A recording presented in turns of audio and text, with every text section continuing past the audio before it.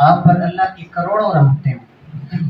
آپ کی فضیلت مختلف اعتبار سے ہے، پہلے میں اس کا ذکر کرتا ہوں۔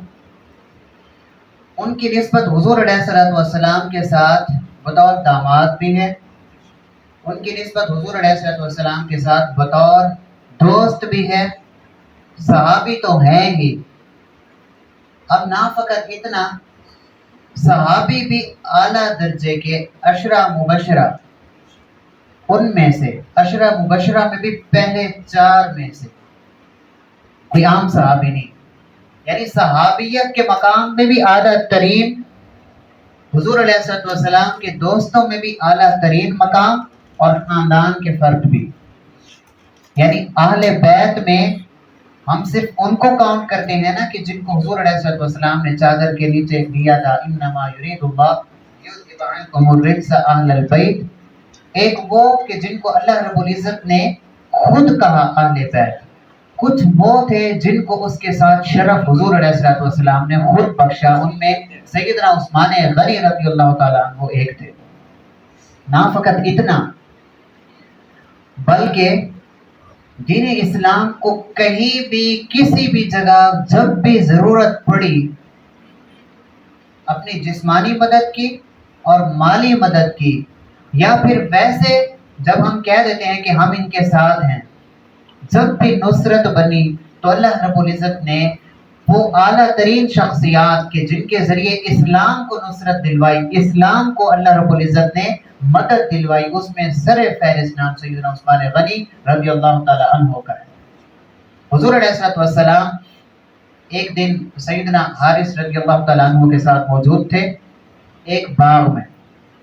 آپ فرماتے ہیں کہ میں باغ میں تھا، دروازہ بند تھا 4 دیواری کا، تو ایک دروازہ کھٹکا، تو حضور علیہ الصلوۃ والسلام نے مجھے فرمایا کہ جو شخص ہے دروازہ کھٹکھٹا رہا ہے، جس کو یہ تجسس ہے کہ میرے نبی اندر ہیں میں بھی جاؤں، جس کو یہ تجسس ہے، وہ دروازہ جب کھولو نا تو اس کو بتا دینا کہ اللہ نے تمہیں جنت عطا کر دی، اللہ نے تمہیں جنت عطا کر دی۔ تو آپ فرماتے ہیں کہ میں چلا گیا، میں نے دروازہ کھولا تو سیدنا صدیق اکبر تھے، تو میں نے انہیں جو حضور علیہ السلام نے ایز اٹ از جو الفاظ بتائے تھے وہ بتا دیے کہ اللہ نے آپ کو جنت عطا فرمائی۔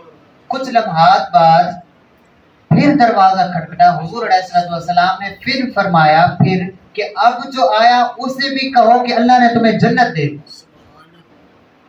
سیدنا حارث رضی اللہ تعالیٰ عنہ فرماتے ہیں کہ میں گیا، میں نے دروازہ کھولا تو اب کون تھے؟ سیدنا عثمان غنی رضی اللہ تعالیٰ عنہ۔ تو میں نے انہیں بھی حضور علیہ السلام کے وہی الفاظ سنا دیے، آپ نے الفاظ سنے اور اللہ تبارک و تعالیٰ کا شکر ادا کیا، حمد کی، ثنا کی۔ تو یہ اب ان شخصیات میں بھی شامل ہو گئے کہ جنہیں دنیا میں ہی جنت کی بشارت مل گئی، اور ان کے ایمان کی بات کریں تو اعلیٰ ترین ایمان۔ غزوہ تبوک اچانک وارد ہوئی تھی، غزوہ تبوک کی خاص تیاری نہیں تھی، لیکن اس وقت ضرورت تھی کھانے کی، مال کی، اس وقت ضرورت تھی قوت، افرادی قوت کی۔ سیدنا عثمان غنی رضی اللہ تعالیٰ عنہ کے پاس یہ جو رئیس المنافقین تھا عبداللہ بن ابی اور اس کے ساتھ ہی گئے اور کہا کیا کرو گے، اتنا طویل سفر ہے، کھانا بھی نہیں ہے، مال و متاع بھی کم ہے۔ آپ نے کہا منافق انت منافق اخرج من ہنا، یہاں سے نکل جاؤ، تو منافق ہے۔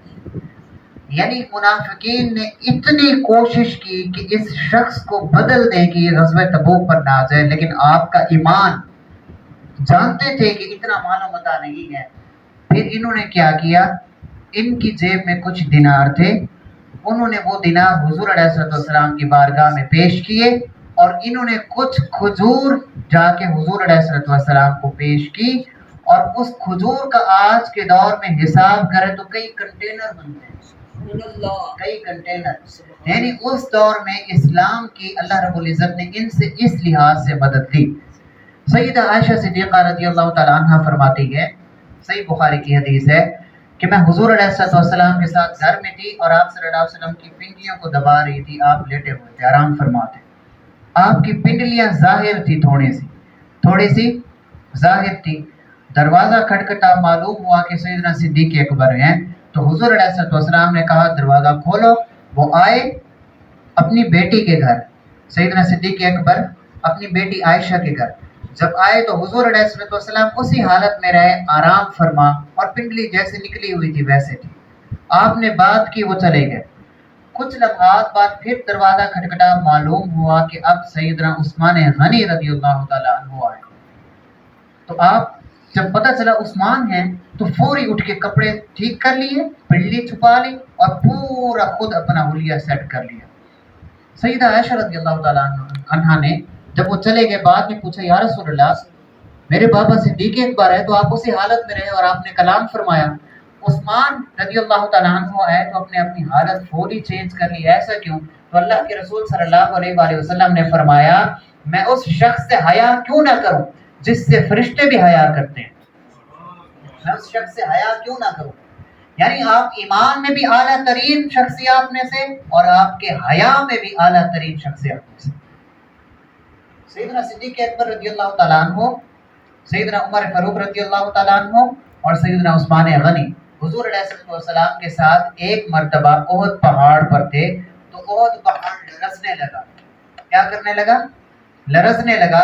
तो हुज़ूर अलैहिस्सलाम ने ऐसे उसे लकड़ी में मारी या ऐसे ज़र्ब लगाई और कहा, रुक जा, तुझे नहीं पता कि तुझ पर एक नबी, एक सिद्दीक और दो शहीद मौजूद हैं। नबी हुज़ूर अलैहिस्सलाम, सिद्दीक सैयदना सिद्दीक़ अकबर और दो शहीद सैयदना उमर फारूक रज़ियल्लाहु ताला अन्हु और सैयदना उस्मान गनी रज़ियल्लाहु ताला अन्हु। ये वो शख्सियत थे कि जिनकी शहादत की खबर भी हुज़ूर अलैहिस्सलाम ने पहले ही दे दी, जिन्हें पता था कि मैंने शहीद हो जाना है, फिर भी ना ये दीन की नुसरत से रुके, ना ही किसी गज़वा में शरीक होने से रुके और ना ही दीन की सरबुलंदी की खातिर किसी इक़दामात से रुके। हया में भी आला, ईमान में भी आला। आज उनका यौम शहादत है 18 ज़िलहज।